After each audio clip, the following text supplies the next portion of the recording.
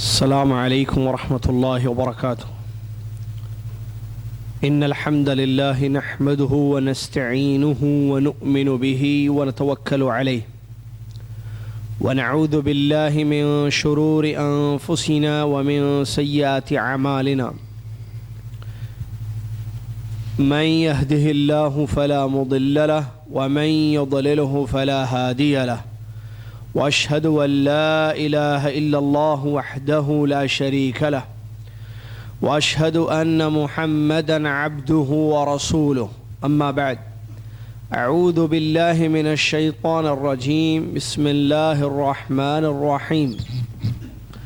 يا أيها الذين آمنوا اتقوا الله حق تقاته ولا تموتن إلا وأنتم مسلمون. يا أيها الناس اتقوا ربكم الذي خلقكم من نفس واحدة وخلق منها زوجها وبث منهما رجالا كثيرا ونساء، واتقوا الله الذي تساءلون به والأرحام إن الله كان عليكم رقيبا. يا أيها الذين آمنوا اتقوا الله وقولوا قولا سديدا يصلح لكم أعمالكم ويغفر لكم ذنوبكم، ومن يطع الله ورسوله فقد فاز فوزا عظيما.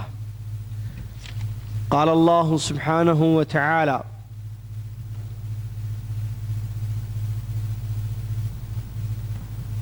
ولا تهنوا ولا تحزنوا وأنتم الأعلون إن كنتم مؤمنين إن يمسسكم قرح فقد مس القوم قرح مثله وتلك الأيام نداولها بين الناس وليعلم الله الذين آمنوا ويتخذ منكم شهداء والله لا يحب الظالمين وليمحص الله الذين آمنوا ويمحق الكافرين.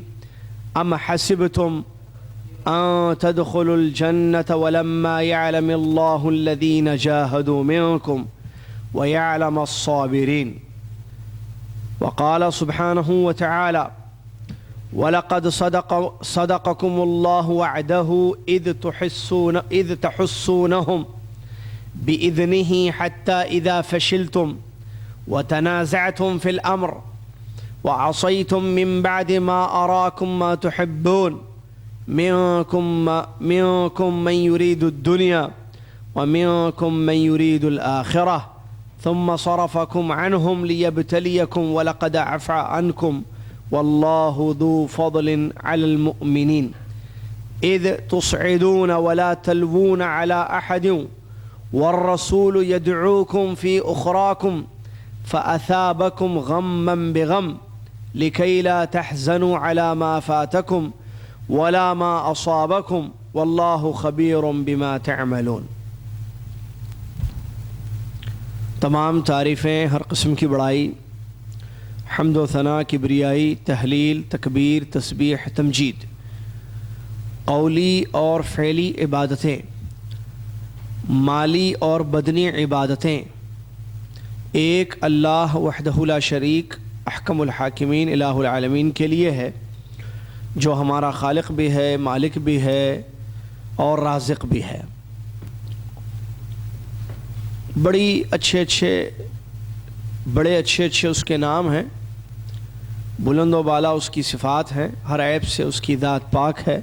وہ جو چاہتا ہے وہی ہوتا ہے، وہ جو نہیں چاہتا وہ نہیں ہوتا۔ سبحان اللہ و بحمدہ سبحان اللہ العظیم۔ اس کے بعد درود السلام ہو امام الانبیاء محمد الرسول اللہ صلی اللہ علیہ وسلم کی ذات گرامی پر، کہ جنہوں نے اللہ رب العالمین کا پیغام انسانوں تک مکمل پہنچایا، خیر کی راہیں انہیں دکھائیں، شر اور نقصان دینے والی چیزوں سے ان کو دور رکھا، اور اس بات کا حکم دیا کہ ایک اللہ کی عبادت میرے طریقے پر کی جائے۔ اللہم صلی علی محمد وعلی آل محمد کما صلیت علی ابراہیم وعلی آل ابراہیم انک حمید مجید۔ اللہم بارک علی محمد وعلى آل محمد كما باركت على إبراهيم وعلى آل إبراهيم إنك حميد مجيد۔ اس مختصر سی اللہ رب العالمین کی تعریف اور نبی علیہ الصلاۃ والسلام پر درود کے بعد آج 24 جمادی الاولیٰ 1434 ہجری مطابق 5 اپریل 2013 عیسوی ہمارا یہ 11واں علمی دورہ جو سیرت نبوی صلی اللہ علیہ وسلم پر مشتمل ہے اور جس کا دوسرا حصہ مدنی زندگی ہم پڑھ رہے ہیں، اس کی یہ کلاس جاری ہے۔ اللہ رب العالمین کے فضل و کرم اور اس کی توفیق سے سیرت نبی صلی اللہ علیہ وسلم کا مطالعہ ہم کر رہے ہیں یا اس کو ہم پڑھ اور سمجھ رہے ہیں۔ اللہ رب العالمین سے یہ دعا ہے کہ اللہ تبارک و تعالی ہم تمام کو اس بات کی توفیق عطا فرمائے کہ ہم صحیح زندگی، ایسی زندگی جو تو چاہتا ہے اور پسند کرتا ہے، گزارنے کی توفیق عطا فرمائے، آمین۔ پیارے نبی علیہ الصلاۃ والسلام کی حیات طیبہ کا ہر گوشہ ہمارے لیے اس میں ایک پیارا اسوہ ہے، ایک اچھا نمونہ ہے، ایک آئیڈیل ہے کہ ہم آپ صلی اللہ علیہ وسلم کے اصولوں پر زندگی گزاریں تو یقیناً ہماری زندگی کامیاب ہوگی۔ آدمی چاہتا ہے کہ وہ اپنے پسند کی زندگی گزارے اور اللہ رب العالمین یہ چاہتا ہے کہ وہ اللہ کی پسند پر زندگی گزارے۔ کامیابی و کامرانی اسی میں ہے کہ ہم اللہ رب العالمین کی پسند والی زندگی بسر کریں، زندگی گزاریں، جس زندگی میں اللہ رب العالمین کی اطاعتیں اور فرمانبرداریاں ہوں، اللہ کی خوشنودی تلاش کی جائے، ہر حال میں اس کی بندگی اور عبادت ہو، جنگ کا موقع ہو یا امن کا موقع ہو، جنگ کی حالت ہو یا جنگ کی حالت نہ ہو، ہر دو گوشوں میں یا ہر دو حالات میں اللہ رب العالمین کی عبادت اور اس کی بندگی انسان کی زندگی میں ہو تو یقیناً وہ کامیاب ہے۔ لیکن انسان اگر صرف مشکل میں اللہ کو یاد کرے اور مشکلیں ختم ہو جائے تو اللہ کو بھول جائے تو یہ اس کی ناکامی ہے۔ ایمان والا ایسے نہیں کرتا ہے، اور جس کی زندگی ایمان سے خالی ہو اس کا یہ کام ہوتا ہے۔ جیسا کہ قرآنی آیات پڑھنے سے معلوم ہوتا ہے کہ مکہ کے کافر اور مشرک اسی قسم کی حرکتیں کرتے تھے، مشکلیں ہوں، پریشانیاں ہوں تو اللہ یاد آتا، جب مشکلیں ٹل جائیں، خوشحالی ہو تو پھر اللہ رب العالمین کے ساتھ غیر اللہ کو ملایا جاتا تھا، جو کہ شرک ہے، سب سے بڑا جرم اور گناہ ہے۔ لیکن اس کے برخلاف ایمان والا حالت اس کی زندگی میں کیسی بھی کیوں نہ آئے، وہ اللہ کی رضا کو ہمیشہ مد نظر رکھتا ہے، اللہ کو یاد کرتا ہے، اللہ کی عبادت اور بندگی کرتا ہے۔ مدنی زندگی ہم پڑھ رہے ہیں، غزوہ بدر کو آپ کے سامنے اس کا خلاصہ پچھلی کلاس میں ہم نے آپ کے سامنے رکھا، اور آج انشاءاللہ غزوہ احد ہم پڑھیں گے اور سنیں گے۔ یہ غزوات ہیں، یہ جنگیں ہیں جو لڑی گئیں اسلام کے خاطر۔ تو ان جنگی حالات میں بھی کیا انہوں نے اللہ کو بھلا دیا؟ صحابہ رضی اللہ عنہم اجمعین نے ہرگز نہیں، بلکہ ان پرخطر حالات میں بھی، ان جنگی صورت میں بھی اللہ کے نیک بندوں نے، صحابہ رضی اللہ عنہم اجمعین جن کو ہم کہتے ہیں، اللہ کو یاد رکھا، نماز کا وقت ہوتا تو برابر نماز پڑھتے اور اللہ پر بھروسہ کرتے، اپنی جو بھی قوت ہوتی اس کو استعمال کرتے، اسباب جتنے مہیا تھے اپناتے، لیکن کامل اعتماد اور یقین اللہ رب العالمین پر ہوتا، اس کے وعدوں پر ہوتا، پھر کامیابی کے لیے دعائیں کی جاتی، اللہ کا نام لے کر میدان میں اترتے، اللہ کا نام لے کر جنگ میں داخل ہوتے، اللہ کی خوشی کی تلاش ہوتی، اللہ رب العالمین کے واسطے لڑتے اور شہید بھی ہو جاتے، اپنی جان کی قربانی دے دیتے۔ یہ ساری چیزیں کیا بتا رہی ہیں ہمیں؟ اس میں سبق ہمارے لیے کیا ہے کہ ہم اپنے آپ کو تیار رکھیں اللہ رب العالمین کے۔ اللہ جو چاہتا ہے، جیسے چاہتا ہے ویسے ہم کریں۔ اللہ جہاں ہم کو چاہے وہاں ہم اس کو دکھائیں۔ اللہ جنگ میں چاہتا ہے تو ہم جنگ میں اس کو دکھائیں، اللہ لڑنے کا حکم دیتا ہے تو ہم لڑنے کے لیے تیار ہو جائیں۔ اللہ رب العالمین کا ہر حکم ہم مانیں اپنی استطاعت کے حساب سے، کیونکہ ایک شرط ہے قرآن میں، اللہ تعالیٰ نے فرمایا فاتقوا اللہ ما استطعتم، جتنا ہو سکے اللہ تعالیٰ سے ڈرو۔ ایسی زندگی ان کی تھی، اسی لیے جنتی قرار پائے، کامیاب ہوئے۔ ہماری زندگی کا حال کیا ہے ہم اچھی طریقے سے جانتے ہیں۔ ہم چاہتے ہیں کہ ہم اپنی پسند کی زندگی گزاریں، دل کہے تو عبادت کر لے، دل نہ چاہے تو عبادتیں ترک کر دیتے ہیں، آسانی ہو تو کچھ عمل ہو جاتا ہے، زندگی میں تھوڑی مشکل آ جائے، تھوڑی پریشانی آزمائشیں ہو جائیں تو ہم اللہ تعالیٰ کو بالکل بھول جاتے ہیں۔ یہ ہمارا حال ہے نعوذ باللہ من ذالک۔ حالانکہ ہم بھی وہی اسی اللہ اور اسی رسول صلی اللہ علیہ وسلم کو ماننے والے ہیں جس کے یہ ماننے والے تھے، لیکن زندگیوں میں جو فرق ہے یہ ایمان کی کمی کی وجہ سے ہے۔ ان کا ایمان مضبوط اور قوی تھا، ہر جگہ اسباب مختصر، زندگی مختصر، لیکن اس میں دیکھیے کتنی اللہ رب العالمین کی عبادت اور بندگی اور اللہ کی رضا اور اللہ رب العالمین کو خوش کرنے کی جد و جہد۔ ہمارے پاس اسباب بہت زیادہ ہیں، زندگی بڑی طویل ہے، بڑی آرائش آسانیاں ہیں، ایزی لائف ہے ہماری۔ دیکھیں آپ کو کہیں جانا ہو گاڑی، بات کرنی ہو فون ہے، آسانیاں، نعمتیں اتنی وہاں نہیں تھی ان کی زندگی میں۔ یہ سب بڑی مشکل زندگیاں انہوں نے گزاری، کھانے کے لیے پریشانی، رہنے کے مسائل، آمد رفت کے مسائل۔ دیکھیے آپ زندگی کا ماحول ان کا کیسی لائف تھی، کس پیریڈ میں تھے وہ لوگ، کہ وہ نعمتیں جو آج میسر ہیں ان کی زندگی میں تھیں نہیں تھی۔ تو حالات دیکھیے دونوں کا، ان کی زندگی ہماری زندگی۔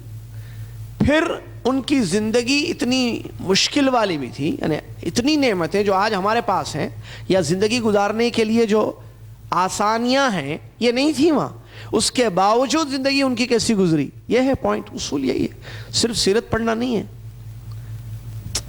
کیا جنگ بدر لڑی گئی رمضان میں روزے کی حالت میں، پچھلی جنگ جو ہم نے پڑھی، اللہ رب 313 314 1000 کا لشکر پوری تیاری کے ساتھ ان پر حملہ کر رہا ہے، ان کو مارنے کی کوشش کر رہا ہے۔ اب اسلام کی دفاع لا الہ الا اللہ کو بلند کرنے کے لیے انہوں نے لڑائی کی، جہاد کیا اللہ کے راستے میں۔ ماحول دیکھیے بدر میں، نہ ہتھیار زیادہ، نہ تعداد زیادہ، نہ قوت مضبوط جو ظاہری قوت تھی، لیکن ایمان بڑا قوی تھا، توکل علی اللہ تھا، اللہ کے وعدے پر یقین تھا، اللہ کے کلام پر بھروسہ تھا، پیارے نبی صلی اللہ علیہ وسلم کی اطاعت تھی۔ لڑے، نتیجہ آپ کے سامنے تھا، جنگ کا نتیجہ کیا نکلا؟ جیت گئے جنگ، فرشتے اتارے گئے۔ یہ ہوتی ہے ایمان کی حالت۔ ایمان قوی ہو تو دنیا اور آخرت اس کے لیے کامیاب ہے۔ جہاں ایمان کمزور تو وہاں پھر ناکامیاں ہیں، اللہ کے وعدوں پر یقین بھی کم ہو جاتا ہے، توکل میں کمی واقع ہو جاتی ہے، اللہ کے وعدوں پر جو یقین ہوتا ہے اس میں کمی ہوتی ہے، اور نبی صلی اللہ علیہ وسلم کی اطاعت اور فرمانبرداری میں کمی واقع ہو جاتی ہے۔ ایمان کی کمزوری کے بڑے خطرناک اثرات ہوتے ہیں زندگی پر۔ جب ایمان قوی ہو تو پھر اس کا دیکھیے یہ مثالیں ہیں، جنگیں یا غزوات پیارے نبی صلی اللہ علیہ وسلم کے ساتھ جو انہوں نے لڑی ہیں۔ سوال یہ پیدا ہوتا ہے کہ ٹھیک ہے، سمجھ میں آ گئی بات، ان کا ایمان قوی تھا، ہمارا ایمان کمزور ہے، یہی کہنا چاہ رہے ہیں. جی ہاں، یہی کہنا چاہ رہے ہیں. ان کا ایمان قوی تھا، ہمارا ایمان کمزور. ٹھیک ہے، ہم بھی اپنے ایمان کو قوی کرنا چاہتے ہیں. یا یہ کہ بھائی ٹھیک ہے، بات سمجھ میں آ گئی، یہ بتایا جائے کہ ایمان کمزور کیوں ہے ہمارا ایمان ان کے طریقے سے قوی کیوں نہیں ہے.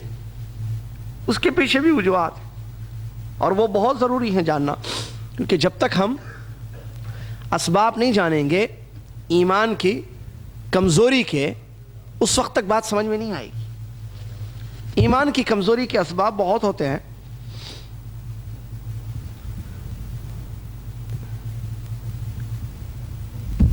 بہت سارے اس کے اسباب ہوتے ہیں. ان میں بڑا سبب اللہ تبارک و تعالیٰ کی صحیح معرفت کا نہیں ہونا. اللہ رب العالمین کو ان لوگوں نے جیسے پہچانا ہم نہیں پہچانتے ہیں، ایمان کمزور ہے ہمارا. انہوں نے وحی کا علم حاصل کیا، ان کا ایمان قوی رہا. ہمارے پاس وحی کا علم نہیں ہے. کیا مطلب وحی کا علم؟ یعنی قرآن و حدیث کو انہوں نے سمجھا. وحیین، قرآن حدیث وحی ہے.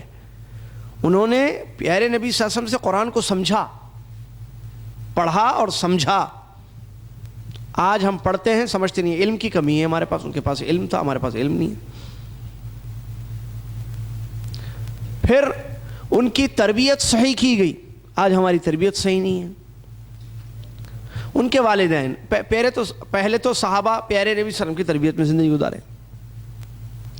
پیارے نبی صلی اللہ علیہ وسلم کو عقیدہ سکھاتے. پیارے نبی صلی اللہ علیہ وسلم اللہ کی معرفت، اللہ پر کیسی یقین کرنا چاہیے. اثر ہوتا ہے نا استاد کا. تو اللہ کے نبی محمد صلی اللہ علیہ وسلم کے استاد کیسا عقیدہ سکھایا ہوگا، کیسا ایمان سکھایا ہوگا، کیسی تربیت کی ہوگی. یہ ہے ہمارے اساتذہ کون ہیں آج، ہماری تربیت کیسی ہو رہی ہے. تو تربیت میں بھی فرق ہے. پھر صحابہ اپنے بچوں کو کیسی تربیت کرتے تھے، ہم اپنے بچوں کو کیسی تربیت کرتے ہیں، یہ بھی ہے. تو یہ ساری چیزوں کی وجہ سے یہ اصل اسباب ہیں جو ایمان کو کمزور کر دیتے ہیں. ٹھیک ہے، علم کی کمی، تربیت کا صحیح نہیں ہونا، یہ اسباب ہے رئیسی میجر، جس کی وجہ سے انسان کا ایمان کمزور ہوتا ہے. جب ایمان کمزور ہوتا ہے تو پھر اس کے اثرات پڑتے ہیں زندگی پر. اللہ سے دور ہوتا ہے، اللہ پر اعتقاد جو ہونا چاہیے، توکل جو اعتماد ہونا چاہیے، کانفیڈنس جس کو کہتے ہیں، اس میں بھی کمزوری واقع ہو جاتی ہے. اور اس کے پھر اور بہت خطرناک جو ہے اثرات پڑتے ہیں. عمل کیوں نہیں ہوتا ہے فوراً؟ ان کی زندگی میں فوراً عمل تھا، فوراً سمجھتے ہیں. حکم ہوتا عمل کرتے، حکم ہوتا عمل کرتے. ہمارے پاس حکم کب سے ہیں، کب سے ہم پڑھ رہے ہیں. کتنے لوگوں کو معلوم سیدھے ہاتھ سے کھانا، سیدھے ہاتھ سے پینا؟ کتنے مسلمانوں کو، کتنے کب سے جانتے ہیں؟ عمل کتنا ہے؟ کتنے مسلمانوں کو معلوم ہے کہ 5 نمازیں فرض ہیں، حکم ہے، واجب ہے. ترک صلاۃ پر وعیدیں آئی ہیں، پابندی کہاں ہے؟ وہاں فوری عمل تھا، فوری امپلیمنٹ، فوری حکم. نکلو. شراب کے واقعات مدینہ میں آئیں گے، آئندہ آئیں گے. دیکھیے پیارے نبی صلی اللہ علیہ وسلم نے جو اعلان کر دیا، فوراً پھینک دیا شراب. سن کر صرف کہ نبی صلی اللہ علیہ وسلم نے حکم دیا ہے کہ شراب آج سے حرام، پھینک دیا فوراً. کیوں، کیسے، کیا ہے؟ پہلے تو حلال تھی نا، تھوڑا پی سکتے ہیں، کچھ بھی نہیں. کیوں، کیا، کیسے، تفصیلات، نتھنگ. فوری عمل بولتے ہیں اس کو. فوری سمجھتے ہیں نا لفظ اردو کا، بلکہ عربی میں فوراً. وہ عمل تھا. کیوں؟ ایمان کی قوی ہونے کی وجہ سے. جہاں ایمان کمزور ہوا عمل ختم ہو گیا. فوری تو چھوڑیے، عمل رہا نہ رہا. بہت آخری میں جب پتہ چلتا ہے کہ ہڈیاں کمزور ہو گئی ہیں،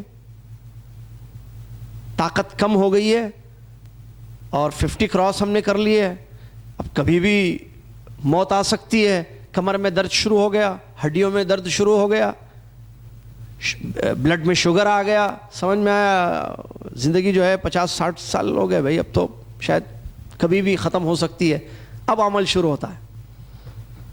چلو کچھ کر لیں مرنے سے پہلے، اللہ کر کے مر جائیں، جیسے جملے ہیں. بھائی آخری عمر میں تو عمل کرو. تو آخری عمر میں ایک بڑا عمل عام طور پر یاد آتا ہے. کون سا؟ حج. یہ ہماری زندگی. یہاں ہم پیارے مسلم کی سیرت پڑھ رہے ہیں، کیسے جانثار صحابہ نے قربانیاں دی اپنی زندگی کے اللہ کے لیے. حکم نبی صلی اللہ علیہ وسلم پر فوراً عمل. ہمارا حال کیا ہے؟ کتنے لوگوں کو معلوم ہے کہ مالدار پر حج فرض ہے؟ نہیں معلوم. کتنے مسلمان ہیں جو جانتے ہیں کہ مالدار استطاعت ہو تو حج واجب ہے؟ استطاعت کیا ہے؟ پلین کا ٹکٹ، حج کا خرچہ. کتنے مسلمان ہیں جن پر حج فرض ہے؟ فرض کب ہوتا ہے؟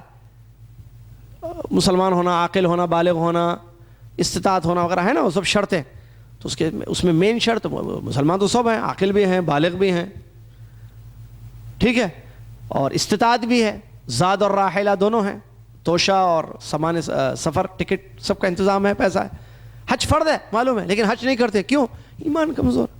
جوانی میں حج کیسے کریں گے؟ پھر حج کریں گے تو پھر برائی کیسے کریں گے؟ بولتے حج کے بعد وہ جو ہے ماں کے پیٹ سے، عقیدے دیکھیے، حج کے بعد انسان ایسے لوٹتا ہے جیسے ماں کی پیٹ سے آج ہی بچے نے جنم لیا ہو، سارے گناہوں سے پاک.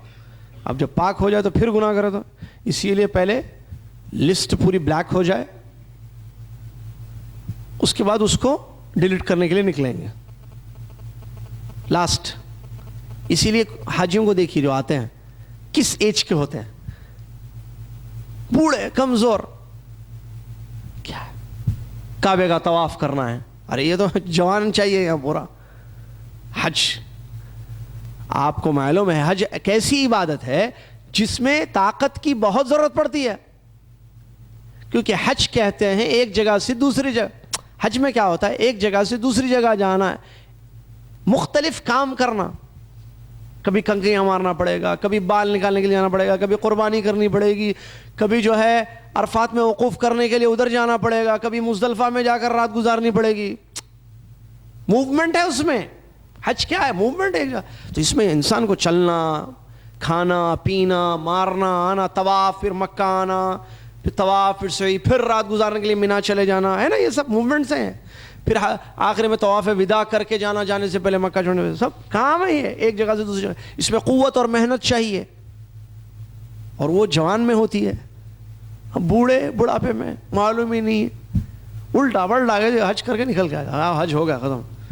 کیا کب کرنا، کیسے کرنا، اور اس کے لیے عقل بھی زیادہ ضروری ہوتی ہے، بہت زیادہ، کہ سمجھے انسان کہ کون سا کام کب کرنا ہے حج کا. اب بوڑھا آدمی جس کو جو ہے عام طور بڑھاپے میں یاد نہیں رہتا ہے، بڑھاپے میں کیا ہوتا ہے آدمی کو یاد بھی نہیں رہتا ہے، اس عمر میں حج کرنے کے لیے آتے ہیں. میں یہ نہیں کہہ رہا ہوں کہ بڑھاپے کی عمر میں حج کرنا نہیں چاہیے، یہ نہیں کہہ رہا ہوں. میں کہہ رہا ہوں ہمارے ایمان کی حالت کیا ہے. پیارے نبی صلی اللہ علیہ وسلم کے صحابہ کا ایمان کیسے تھا؟ فوری عمل تھا وہاں پر. میں اس پر بات کر رہا ہوں، مثال حج کی دے رہا ہوں. فوری عمل تھا. ہمارے پاس آج فوری نہیں، تاخیر سے عمل کیا جاتا ہے. میں یہ پوائنٹ بتانا چاہ رہا ہوں. معلوم ہے صحابہ کو جیسے معلوم ہے حج فرض، فوراً نکل گئے. پیارے نبی صلی اللہ علیہ وسلم کے ہر حکم پر فوراً عمل ہوتا تھا. ہمارے پاس تاخیر سے، لیٹ سے عمل ہوتا ہے اپنی مرضی کے حساب سے. اور عجیب و غریب کانسیپٹ، جب تک بچیوں کی شادیاں نہ ہو حج نہیں کر سکتے. سب یہ علم کی کمی ہے. میں نے کہا صحابہ نے علم حاصل کیا، ایمان قوی ہوا. ہمارے پاس علم کمزور، ایمان کمزور. علم کی کمی، علم نہیں ہے دین کا، شریعت کا، ایمان کمزور ہو گیا. ان کا ایمان قوی تھا، ان کی تربیت صحیح کی گئی، ہماری تربیت غلط کی جا رہی ہے. ہماری ان کی زندگی میں فوری عمل تھا، ہماری زندگی میں تاخیر سے عمل ہے. تو ہم اگر چاہتے ہیں کہ زندگی کامیاب ہو تو اپنے ایمان کو قوی کرنا پڑے گا. یہ بہت اصل، یہ ایمان جو ہے نا یہ ہے اصل. یہ جہاں قوی ہو جائے تو پھر انسان کی زندگی کی کایا پلٹ جاتی ہے. اور پیارے نبی صلی اللہ علیہ وسلم نے حدیث میں فرمایا المؤمن القوی خیر من المؤمن الضعیف. طاقتور مومن کمزور مومن سے اچھا ہے. دونوں میں اچھا ہی ہے. آپ نے فرمایا ایمان اس کے پاس بھی ہے، یہ نہیں کہ یہ بالکل خراب ہے، نہیں، لیکن اچھا کون ہے زیادہ؟ دی بیسٹ کون ہے؟ قوی ایمان والا. المؤمن القوی، طاقتور مومن، جو صحابہ دیکھو جنہوں نے جنگیں لڑیں اسلام کے لیے. تو اس ایمان کو قوی کریں، بچوں کی تربیت کریں، ایمانیات سکھائیں اس کو. ٹام اینڈ جیری دیکھے گا بچہ ایمان قوی ہوگا، بن 10 دیکھے گا ایمان قوی ہوگا اس کا. ہم یہ دکھاتے ہیں اپنی اولاد کو. یہ ہماری تربیت ہے، گھر کی تربیت. سو جاؤ بیٹے سو جاؤ، سلا رہے ہیں، سو جاؤ بیٹے سو جاؤ. ہمت، بہادری، نہیں ہے، بزدل بناتے ہیں اولاد کو، نعوذ باللہ من ذالک، چھوٹی دنیا کی چیزوں سے ڈراتے ہیں، اللہ کا خوف ان کے دل میں نہیں ڈالتے ہیں.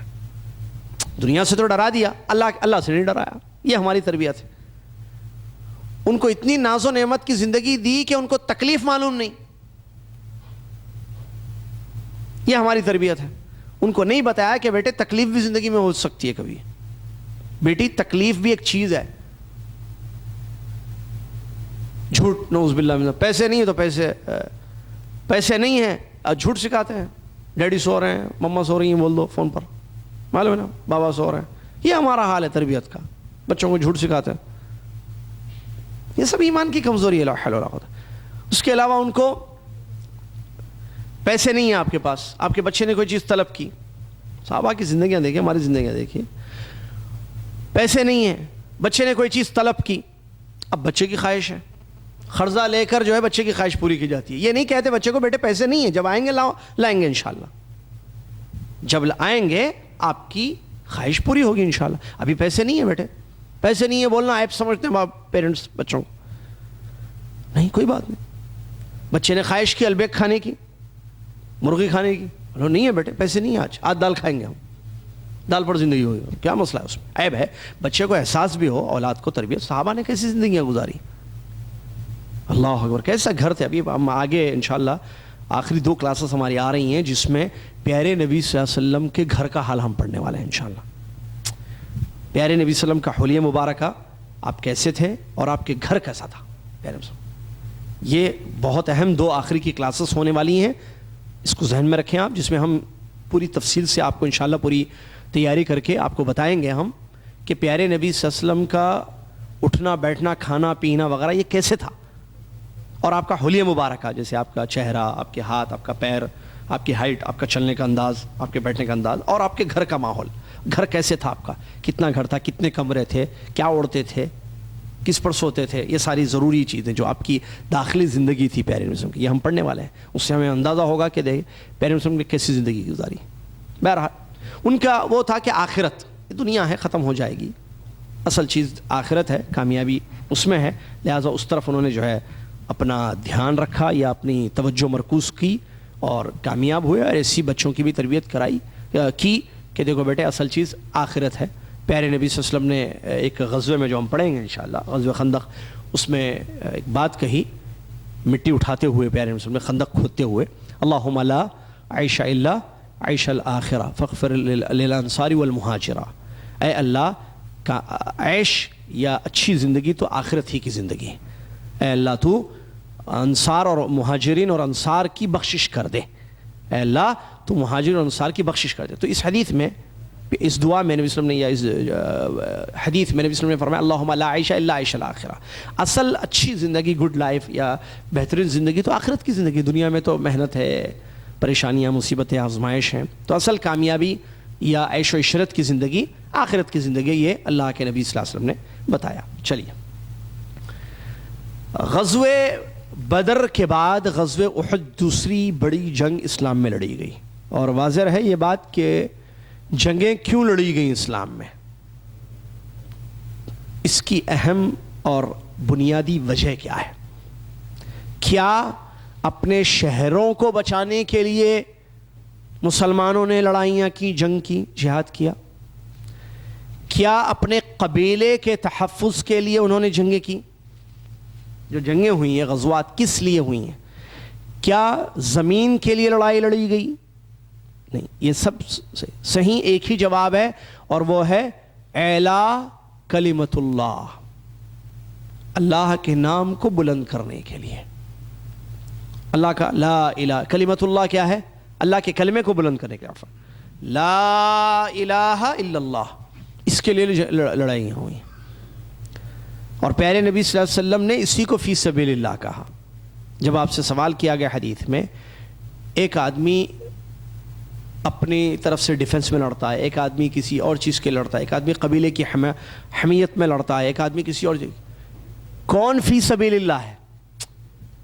کس لڑائی کو کہیں گے یہ فی سبیل اللہ ہے؟ تو نبی صلی اللہ علیہ وسلم نے فرمایا من قاتل لتکون کلمۃ اللہ ہی العلیٰ فہو فی سبیل اللہ. جو اس لیے لڑے تاکہ اللہ کا کلمہ لا الہ الا اللہ بلند ہو، وہ فی سبیل اللہ ہے۔ بہت اہم حدیث ہے، نکتہ ہے اس حدیث میں۔ جو جنگ لڑے انسان یا جہاد کرے اللہ کے راستے میں، کیوں لڑتا ہے؟ سوال ہے، انما الاعمال بالنیات، اعمال کا دار و مدار نیت پر ہے۔ جنگ کیوں کر رہا ہے؟ پیسے کے لیے، اپنے آپ کو شہید کہلوانے کے لیے، مٹی کے لیے، زمین کے لیے، جیسے بعض لوگ لڑتے ہیں مسلمان کافروں سے۔ بھائی آپ سے ہماری کوئی دشمنی نہیں ہے، نو پرابلمس، آپ کا ہمارا ایک ہی پرابلم ہے، آپ ہمارا شہر چھوڑو، ہم آپ کو چھوڑ دیں گے۔ لڑائی کس کے لیے ہو رہی ہے؟ مٹی کے لیے بس۔ آپ سے ہماری کوئی دشمنی نہیں ہے، آپ یہود ہو اپنی جگہ خوش رہو، ہم مسلمان اپنی جگہ، یہ ہمارا شہر چھوڑ دو، ہمارا ملک چھوڑ دو، بس کافی۔ ہماری آپ کی کوئی دشمنی نہیں ہے، نعوذ باللہ۔ یہ ایک فکر ہے، یہ ایک کانسیپٹ ہے۔ تو کس کے لیے لڑ رہے ہیں یہ لوگ؟ زمین کے لیے۔ کیا یہ فی سبیل اللہ ہے؟ اس کو جہاد شرعی فی سبیل اللہ کہتا ہے۔ من قاتل لتکون کلمۃ اللہ ہی العلیٰ، جو اس لیے لڑے تاکہ اللہ کا کلمہ بلند ہو، لا الہ الا اللہ، فہو فی سبیل اللہ، پیغمبر صلی اللہ علیہ وسلم نے فرمایا وہ فی سبیل اللہ ہے، یعنی وہ اللہ کے راستے میں جنگ ہے۔ یہ اور بات ہے، کوئی اور دوسری چیز، کوئی آپ پر حملہ کر دے تو ڈیفنس میں لڑنا ضروری ہے آپ کو، یہ صحیح ہے۔ کوئی آپ کے بستی پر حملہ کر دے تو آپ کو خاموش بیٹھنے کی اجازت نہیں ہے، بلکہ آپ کے اپنی بستی کے ڈیفنس میں لڑنا ضروری ہے، آپ پر واجب ہے، یہ قرآنی آیات ہے۔ لیکن بات یہاں عمومی طور پر ہو رہی ہے، کسی کافروں سے جو جنگ کی جاتی ہے، جو شرعی جہاد ہے، جس کے اپنے شروط اور ضوابط اور اصول ہیں، کنڈیشنز ہیں اس کے، ایسے نہیں پکڑو مارو جہاد کا نام نہیں، پکڑو مارو ہے ہی نہیں اسلام میں، پکڑنا مارنا جو کہیں بھی دکھے پکڑو مارو نہیں ہے اسلام میں۔ آپ پڑھ کے دیکھیں، نصوص کا مطالعہ کریں قرآن و حدیث کا، تو شرعی جہاد کے اصول معلوم ہوں گے، اس کے ضوابط اور کنڈیشنز معلوم ہوں گے، اس کے لیے کیا خلیفے کے امام وقت کا ہونا، فلاں فلاں قوت والا، بہت ساری شرطیں جو ہے بتائی گئی ہیں۔ تو یہاں اس حدیث میں نبی صلی اللہ علیہ وسلم نے جو فرمایا اس کو ذہن میں رکھنا چاہیے، فی سبیل اللہ، آپ علیہ الصلوۃ والسلام نے فرمایا اسی چیز کو جو صرف اللہ کے کلمے کو بلند کرنے کے لیے لڑا جاتا ہے۔ اور یہ آج کہاں ہو رہا ہے، اس کو آپ قرآن و حدیث کی روشنی میں دیکھیں تو معلوم ہو جاتا ہے کہ کہیں صحیح معنوں میں ایسا نیک مقصد لے کر لوگ نہیں لڑ رہے ہیں، بلکہ افسوس کے ساتھ کہنا پڑتا ہے حالت لڑنے والوں کی خود ایسی ہے، یا جو اپنی زمین کے لیے اپنے شہر کے لڑ رہے ہیں، وہ خود لا الہ الا اللہ سے دور ہیں، زندگیاں ان کی، مطلب لا الہ الا اللہ کا مفہوم نہیں معلوم، لا الہ الا اللہ کی حقیقت نہیں معلوم، جس کے لیے لڑی جاتی ہے، سبحان اللہ، جس کو بلند کریں گے لڑائی لڑی جاتی ہے، اس لا الہ الا اللہ کی تفسیر نہیں معلوم، لا الہ الا اللہ کے تقاضے نہیں معلوم، نہ لا الہ الا اللہ کے مطابق زندگی گزاری جا رہی ہے، بلکہ الٹا اس کے اپوزٹ شرک والی زندگی ہے۔ تو شرک کیا اللہ کے واسطے کلمے کو بلند، وہ کلمہ کا حقیقت سے ہی دور ہے، کلمے پر عمل ہی نہیں ہے اس کا، شرک پر عمل ہے، نعوذ باللہ من ذالک، توحید نہیں ہے اس کی زندگی میں۔ تو یہ بڑے مسائل ہیں، اللہ تعالیٰ سمجھنے کی اور غور کرنے کی اور اپنے عقیدوں کو بہتر کرنے کی توفیق عطا فرمائے، آمین۔ غزوہ بدر میں ایک بات جو پچھلی کلاس میں نہیں بتائی گئی، اس میں ابو جہل کی موت ہوئی ہے۔ ابو جہل کو دو چھوٹے چھوٹے نوجوان صحابہ نے، معاذ رضی اللہ عنہ اور معوذ رضی اللہ عنہ نے شہید کیا، کیونکہ ان کو یہ پتہ چلا، دیکھیے ایمان، دیکھیے اللہ، بچے تھے نوجوان، یہ نہیں بتایا ہم پچھلی کلاس میں، بات ذہن سے نکل گئی تھی۔ جب غزوہ بدر ہو رہی تھی جنگ، تو ان دو نوجوانوں نے ایک صحابی کو پوچھا کہ ابو جہل کون ہے چاچا جان، بتائیں چاچا بتائیے کہ ابو جہل کون ہے۔ تو نے کہا کہ کیوں، کیا کرو گے تم ابو جہل کا؟ کہا کہ ہم نے سنا ہے کہ وہ ہمارے نبی صلی اللہ علیہ وسلم کو گالیاں دیتا ہے، برا بھلا کہتا ہے، تو ہم چاہتے ہیں کہ اس کو بتائیں آپ کہ وہ کون ہے، کہاں ہے۔ تو جب صحابی نے دیکھا، انہوں نے کہا ٹھیک ہے مجھے نظر آئے گا تو میں بتا دوں گا تمہیں۔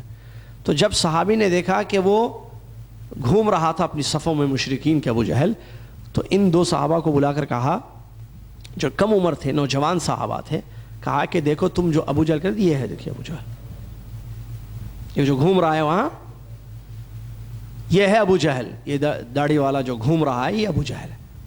اچھا یہ داڑھی اس لیے کہہ رہا ہوں کہ آگے عبداللہ بن مسعود تقریباً ہیں، انہوں نے جو ہے داڑھی پکڑ کر اس کی، جب اس کو قتل کیا، ابھی آگے آئے گا، تو اس کو پکڑ کے سر الگ کر دیا، اس کا سر جو ہے جسم سے الگ کر دیا اور گردن توڑ دی اس کی، تھوڑی سی سانس اس کی جب باقی تھی. تو معاذ اور معاویہ رضی اللہ عنہ نے جیسے ہی دیکھا اس کو، اس پر ٹوٹ پڑے، ہاتھوں میں تلوار تھی ان کی، ایک اوپر ایک نیچے، نیچے اس کے دونوں پیر کاٹ دیے معاذ یا معاویہ نے، چھلانگ لگائی اس پر، سیدھے ٹوٹ پڑے اس پر، اور اس کے دونوں پیر کاٹ دیے. جیسے دونوں پیر تلوار سے کاٹ دیے، نیچے گر گیا وہ. نیچے گرتے ہی اس کے سینے پر دوسرے صحابی معاذ یا معاویہ رضی اللہ عنہ بیٹھ گئے اور اس کو مار دیا، گلا کاٹا اس کا، خون بہنے لگا، گر گیا وہ خوش ہو گئے، پیارے نبی صلی اللہ علیہ وسلم کے پاس آئے اور آ کر کہا، اور دونوں کی تلواروں سے خون بہہ رہا تھا. یہ نوجوان صحابی تھے جو 18-19 پتہ نہیں کتنی عمر تھی ان کی. دیکھیے حمیت، دیکھیے ایمان، دیکھیے اللہ اکبر. جنگ بدر کا واقعہ ہے، مشہور واقعہ. تو معاذ رضی اللہ عنہ نے کہا کہ میں نے ابو جہل کو قتل کیا. معاویہ نے کہا کہ میں نے ابو جہل کو قتل کیا، اے اللہ کے رسول ہم نے مار دیا وہ جو آپ کو ستاتا تکلیف دیتا تھا. دونوں نے کہا. تو نبی صلی اللہ علیہ وسلم نے جب دونوں کی تلواروں پر نظر دوڑائی تو دونوں کی تلواروں سے خون بہہ رہا تھا، خون ٹپک رہا تھا. پیارے نبی صلی اللہ علیہ وسلم نے فرمایا تم دونوں نے اس کو قتل کیا، تم دونوں نے اس کو قتل کیا، یعنی دونوں کو اجر ملے گا. پھر اس کے بعد اس کی سانس باقی تھی، مرا نہیں تھا وہ. تو عبداللہ بن مسعود رضی اللہ عنہ بیٹھ گئے اس کے سینے پر اور اس کی داڑھی پکڑی. تو اس نے کہا کہ کیا اس کا ایک جملہ تھا کہ مجھے افسوس اس بات پر ہے کہ مجھے کسانوں کے بچوں نے قتل کیا. وہ کہہ رہا تھا فخریہ کہ مجھے افسوس اس بات پر ہے، میں مر رہا ہوں افسوس کے ساتھ کہ میں اتنا بڑا سردار قوم کا، اتنا مجھے مارا، کسانوں کے بچوں نے قتل کیا مجھے. کوئی بڑا بہادر مارتا تو الگ مارتا تھا. تو اس نے کہا کہ تو برباد ہو تو ذلیل ہو، اللہ کے دشمن. اور اس کی داڑھی پکڑ کر کھینچ دیا ایسے سر کو. تو بچی کچی جو سانس آ رہی تھی جا رہی تھی اس کی سانس وہ بھی ختم ہو گئی اور ابو جہل مر گیا. یہ غزوہ بدر کا واقعہ ہے.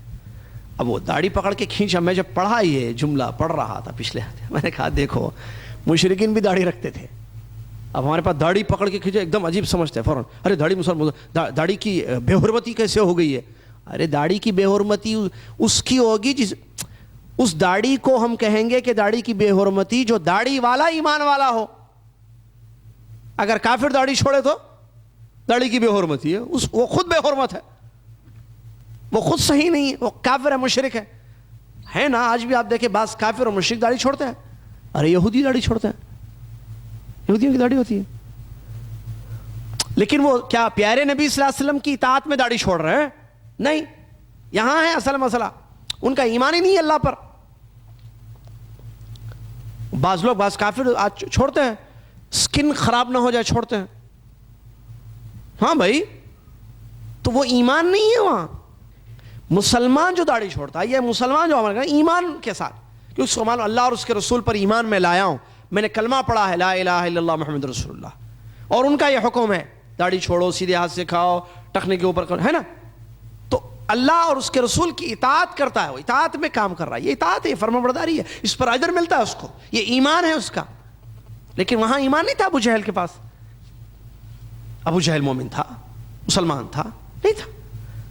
تو ابو جہل کی داڑھی کو یہ نہ سمجھے، اسے تو فرعون کی بیوہ تھی داڑھی، فرعون کے بارے میں بھی آتا ہے تاریخ میں. تو بہرحال یہ وہ نہیں تھا جو ایمان والا کرتا ہے یا ایمان کے بعد جو زندگی پہ اثر آتا ہے. جیسا کہ حسن بصری رحمۃ اللہ نے فرمایا الایمان ما وقر فی القلب وصدقته الاعمال. ایمان وہ ہے جو دلوں میں بیٹھ جائے اور اعمال اس کی تصدیق کرے. اندر ایمان بیٹھ جائے، پیوست ہو جائے قوی، اور عمل اس کی تصدیق کرتا ہے، یہ ہے ایمان. چلیے بہرحال یہ جنگ میں کافی ہزیمت ہوئی، مشرکین کا خاصا نقصان ہوا اور وہ ہار گئے جنگ احد، جنگ بدر. تو اس کا غصہ ان کے دلوں میں تھا اور انہوں نے یہ تیاری شروع کی کہ ہمیں قریش نے تیاری شروع کی کہ بدر کا بدلہ لینا بہت ضروری ہے، کیونکہ ظاہر ہے بدر میں ان کے عزیز اور اقارب، ان کے لوگ مار دیے گئے، قتل کر دیے گئے. اس کا غصہ تھا ان کو بہت زیادہ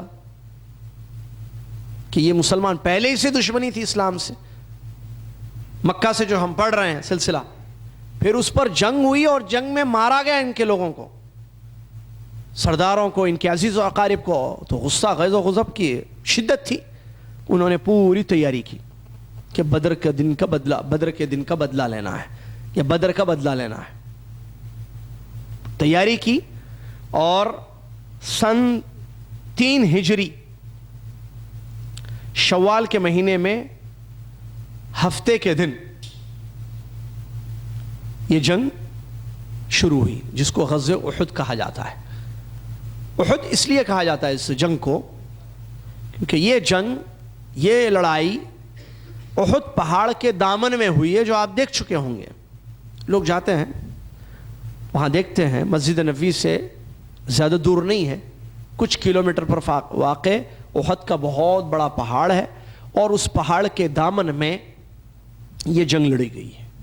اسی لیے اس جنگ کو غزوہ احد کے نام سے مشہور کیا جاتا ہے. اور اس سلسلے میں قرآنی آیات بھی اتری ہیں، اور کافی مشہور اور بہت بڑی جنگ تھی احد کی. اور احد پہاڑ کے بارے میں حدیثیں بھی آئی ہیں.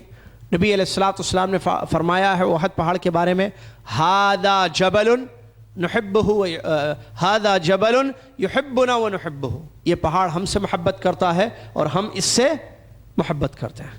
اس سے معلوم ہوا کہ جمادات کو احساس ہوتا ہے، ان کی بھی فیلنگز ہوتی ہے.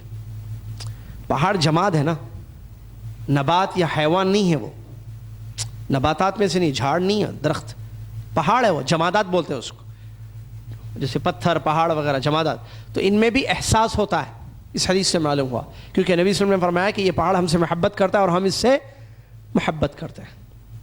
اور ایک مرتبہ نبی علیہ السلام ابو بکر صدیق رضی اللہ عنہ اور حضرت عثمان اور عمر رضی اللہ عنہما، یہ تمام صحابہ، پیارے رسول 3 صحابہ کے ساتھ کھڑے ہوئے تھے پہاڑ پر یا احد پر. تو احد کو حرکت ہوئی، ہلنے لگا احد پہاڑ. تو پیارے نبی صلی اللہ علیہ وسلم نے فرمایا اثبت یا احد فانما علیک نبی وصدیق وشہیدان، اے احد تو ٹھہر جا، تجھ پر ایک نبی اور ایک صدیق اور 2 شہید ہیں. یہ حدیث ہے نبی صلی اللہ علیہ وسلم کی جو پیشن گوئی ہے. تجھ پر ایک نبی ہے پہاڑ، کون؟ نبی محمد صلی اللہ علیہ وسلم ہے. صدیق کون ہے؟ ابو بکر صدیق رضی اللہ عنہ. 2 شہید کون ہیں؟ عمر اور عثمان. یہ ان کی زندگی میں، ان کی حیات میں پیارے نبی نے فرمایا. تو اس سے یہ حدیث پیشن گوئی تھی کہ نبی صلی اللہ علیہ وسلم نے ان کی شہادت کی. اور یہ غیب کا علم نہیں ہے، یہ پیشن گوئی ہے، وحی کے ذریعے پیارے نبی صلی اللہ علیہ وسلم جو باتیں بتاتے تھے، جو بہت ساری حدیثوں میں واقع ہیں. ٹھیک ہے، جیسے کہ وہ 2 قبر والوں کے پاس سے آپ کا گزرنا اور بتانا کہ یہ 2 قبر والوں کو عذاب ہو رہا ہے، اور کسی بڑے گناہ کی وجہ سے نہیں ہو رہا ہے، بلکہ ایک پیشاب کی چھینٹوں سے نہیں بچتا تھا، احتیاط سے پیشاب نہیں کرتا تھا، دوسرا جو ہے چغل خوری کرتا تھا. ان 2 چھوٹے گناہوں کی وجہ سے ان کو قبر میں عذاب ہو رہا ہے. پھر نبی صلی اللہ علیہ وسلم نے ڈالی لی، پلانٹ ایک ڈالی لی، اس کے 2 حصے کیے اور لگائے قبر پر، اور اللہ سے دعا کی کہ اللہ تعالیٰ ان کے عذاب کو ہلکا کرے، اور امید کی کہ جب تک یہ سوکھیں گی نہیں ڈالیاں، ان کا عذاب ہلکا ہوگا. تو یہ جو واقعہ ہے، جو صحیح حدیث ہے یہ، تو نبی صلی اللہ علیہ وسلم کو کیسے معلوم ہوا کہ ان 2 قبر والوں پر عذاب ہو رہا ہے؟ وحی کے ذریعے. کیسے؟ وحی کے ذریعے. پھر پیارے نبی صلی اللہ علیہ وسلم کو یہودی عورت نے جو ہے گوشت میں زہر ملا کے دے دیا تھا تبوک میں، وہ جو پڑھیں گے ہم بعد میں انشاءاللہ، آئے گا شاید واقعہ ہو. تو وہاں نہیں معلوم تھا نبی صلی اللہ علیہ وسلم کو کہ آپ کے کھانے میں جو ہے گوشت زہر ملایا ہوا ہے. نبی صلی اللہ علیہ وسلم نے لے لیا، اس کو چبایا بھی. پھر آپ کو پتا چلا وحی کے ذریعے کہ اس کو مت کھائیں، اس میں زہر ہے. تو آپ نے تھوک دیا، لیکن وہ چبانے کا اثر رہا تا حیات.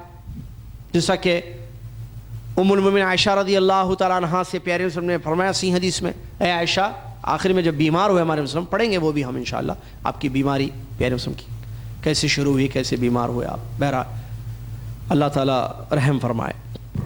تو پیارے نبی صلی اللہ علیہ وسلم نے وہاں بیان فرمایا کہ اس دن میں نے جو کھایا تھا زہریلا گوشت، جو چبایا تھا، میں نے کھایا نہیں، چبایا تھا، اس کا اثر اے عائشہ آج بھی میں محسوس کرتا ہوں اپنے جسم میں، اس کی تکلیف. تو یہ پیارے نبی صلی اللہ علیہ وسلم کو غیب اگر معلوم ہوتا تو نبی صلی اللہ علیہ وسلم جو ہے نہیں کھاتے تھے، وہ دعوت ہی قبول نہیں کرتے تھے اس یہودی عورت کی. حضرت عائشہ رضی اللہ عنہ پر الزام لگایا منافقین نے مدینہ میں، اور خبر پھیل بھی گئی، پیارے نبی صلی اللہ علیہ وسلم کو تکلیف بھی ہوئی. اگر غیب آپ کو معلوم ہوتا تو نہ آپ کو تکلیف ہوتی، نہ آپ کو وحی کا انتظار ہوتا، نہ قرآنی آیات اترتی، اور آپ صلی اللہ علیہ وسلم پہلے ہی کہہ دیتے شروع میں کہ میری بیوی پر جو الزام لگایا غلط ہے، بے بنیاد ہے، میری عائشہ رضی اللہ عنہا بری ہیں. یہ اور ایسے کئی واقعات ہیں. قرآن کی واضح آیتیں بھی، لو کنت عالم الغیب لاستکثرت من الخیر، اے نبی صلی اللہ علیہ وسلم آپ کہہ دیجئے میں غیب نہیں جانتا، اگر مجھے غیب معلوم ہوتا تو بہت ساری بھلائی جمع کر لیتا، وما مسنی السوء، اور مجھے معمولی سی تکلیف بھی نہیں ہوتی. تو اس سے معلوم ہوا کہ پیارے نبی صلی اللہ علیہ وسلم کو غیب نہیں تھا. یہ جو حدیثوں میں آپ نے بتایا ہے کچھ، تو یہ کس کے ذریعے بتایا ہے؟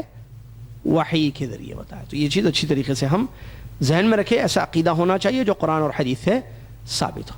تو بہرحال یہ غزوہ احد کی جو لڑائی ہے، اس احد پر نبی صلی اللہ علیہ وسلم یہ بات بیان فرمائی تھی، اور مثال بھی ایک حدیث میں احد کی دی نبی صلی اللہ علیہ وسلم نے کہ اگر کوئی انسان، کوئی مسلمان احد پہاڑ کے برابر سونا اللہ کے راستے میں خرچ کر دے تو میرے صحابی کے درجے کو نہیں پا سکتا ہے.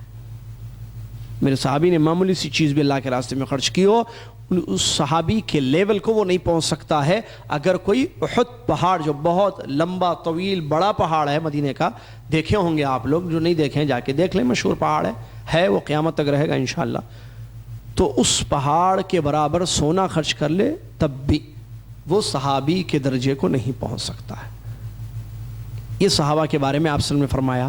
افسوس کہ آج مسلمان اپنے عقیدے کو کمزور کرتے ہوئے ایسے صحابہ پر انگلیاں اٹھاتا ہے اور ان کی غلطیاں بتاتا ہے، بیان کرتا ہے، اور ان پر جو ہے تہمت نعوذ باللہ من ذالک یہ رافضی شیعہ لگاتے ہیں اور اپنے آپ کو یہ مسلمان اور اہل بیت میں سے کہتے ہیں. اللہ تعالیٰ جو ہے ہدایت دے ان لوگوں کو، اور سنی مسلمانوں کو توفیق دے کہ اپنے عقیدے، اپنے منہج کو قرآن و حدیث کی روشنی میں رکھیں، ان رافضیوں کی غلط مناہج کو، غلط عقیدوں کو اپنے زندگی میں جگہ نہ دیں. غزوہ احد بہرحال اس کا جیسا کہ بتایا گیا کہ اس کا سبب کیا رہا. یہ غزوہ احد جنگ جو لڑی گئی، احد پہاڑ کے دامن میں جنگ لڑی گئی، تو اس کا سبب کیا تھا کہ قریش کو بدلہ لینا تھا بدر کا. یہ ریزن اہم ذہن میں رکھیے کہ قریش کو اپنی جنگ میں بدر میں جو نقصان ہوا اس کی تلافی کرنی تھی، ان کو بدلہ لینا تھا. اسی لیے پوری تیاری ان لوگوں نے کی پیارے نبی صلی اللہ علیہ وسلم کو مدینہ میں جا کر لڑائی کرنے کی. احد مدینہ میں ہے نا، تو ان لوگوں نے پوری تیاری کی، اور تقریباً جو ہے 3000 لڑنے والے مشرک ان لوگوں نے تیار کیے گئے. اس میں کافی زیادہ جو ہے عورتیں تھیں، اس میں عورتیں بھی تھیں، تقریباً کتنے 17 عورتیں تھیں لڑنے والی. اس میں ہند بن عتبہ جو ابو سفیان کی بیوی ہیں نا، وہ بھی تھیں اس میں، کیونکہ ان کے والد کا انتقال ہو گیا تھا، ان کے والد کو قتل کیا گیا تھا غزوہ بدر میں. تو انہوں نے یہ ٹھان لیا تھا کہ میں احد میں بدلہ لوں گی اس کا. کس نے؟ ہند نے. تو وہ بھی اس میں تھیں اور بہت سارے لوگ تھے. بہرحال 3000 کا یہ مشرکین کا لشکر نکلا لڑنے کے لیے.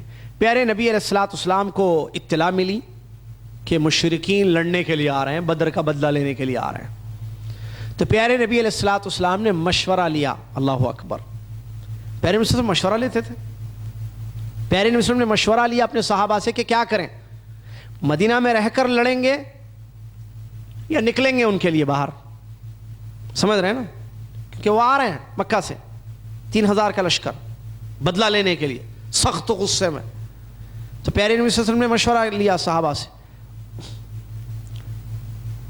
یہاں ایک بات میں بتا دوں، کیونکہ ہم زندگی گزارنے کے سنہرے اصول پڑھ رہے ہیں، بلکہ پہلے مشورہ پورا سن لیجئے کیا مشورہ ہوا، کس مشورے کو اختیار کیا نبی صلی اللہ علیہ وسلم نے. اس کے بعد میں مشورے پر بھی بتاؤں، کیونکہ ہم صرف پڑھے نہیں، ایک ایک پوائنٹ بڑا اہم ہے. وہ جہاں جہاں نکتہ اور فائدے کی بات ہے اس کو بتاتے ہوئے ہم چلیں تو زیادہ بہتر ہوگا.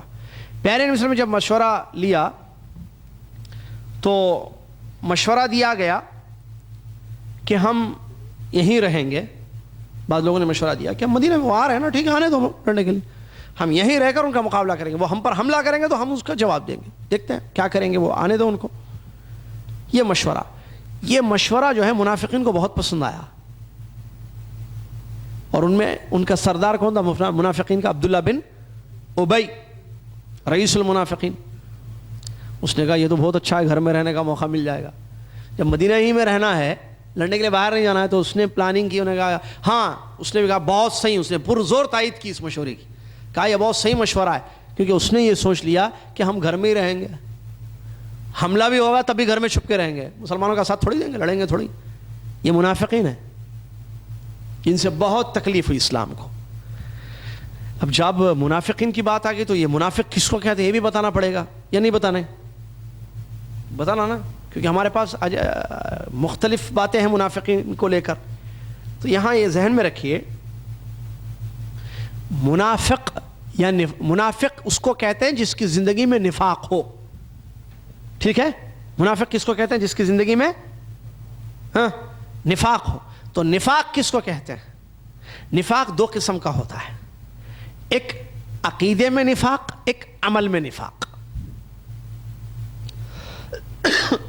ایک ذہن میں رکھے، توجہ میں ادھر، ایک عقیدے میں نفاق ہوتا ہے، ایک عمل میں نفاق ہوتا ہے.